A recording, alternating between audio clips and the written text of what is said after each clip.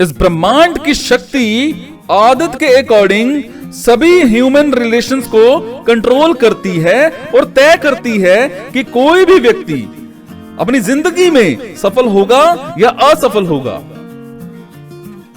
ये नेचर अपनी शक्ति का प्रयोग माध्यम के रूप में करती है और जिसके कारण जीव जगत जिंदगी जीता है और प्रकृति का अंश बन करके जिंदगी बिताता है।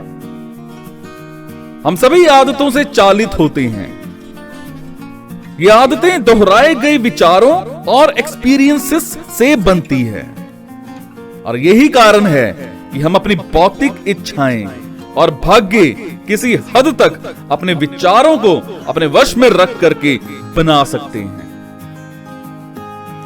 अभी तक यह स्पष्ट हो चुका है कि हमारे विचारों की गुणवत्ता और हमारा मानसिक नजरिया ही ऐसे क्षेत्र हैं जिनको हम कंट्रोल कर सकते हैं। हम अपने व्यवहार और इमेजिनेशन के बेस पर सोच का एक तरीका बना लेते हैं और ब्रह्मांड की शक्ति उसे अपने नियंत्रण में लेकर के उसे स्थायी बना लेती है। विचारों का स्थायी अस्थायी होना आपके विचारों की प्रबलता पर निर्भर करता है।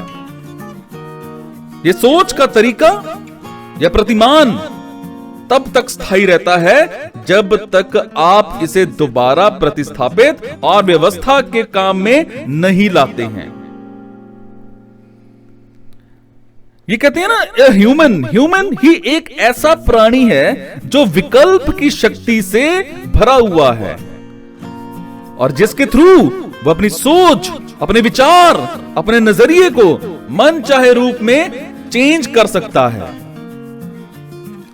जहां विश्व संचालक ने मनुष्य को अपने विचार, अपने नियंत्रण का विशेष अधिकार दिया है, वहीं ब्रह्मांड ने उन विचारों को मूर्त रूप देने के लिए उसे शक्ति से रिलेटेड स्थापित करने का भी अरेंजमेंट किया है। इस ब्रह्मांड की शक्ति मनुष्य को सोच और काम के आदेश नहीं देती, बल्कि उसकी सोच और विचार को साकार करने की कोशिश करती है। अगर आपके दिमाग पर गरीबी के विचारों का प्रभुत्व होगा तो ब्रह्मांड का नियम उन्हीं विचारों को साकार रूप देगा और उन अधूरी इच्छाओं से हम घिरे रहेंगे। और यही व्यक्ति अगर खुशी, सेटिस्फेक्शन, शांति और धन के विचारों में रहेगा तो ब्रह्मांड उन्हीं विचारों को मूर्त रूप देगा। ह्यूमन अपने विचारों से सोच का प्रतिमान बनाता है। ब्रह्मांड उन प्रभुत्व हुए विचारों को सिर्फ मूर्त रूप देता है।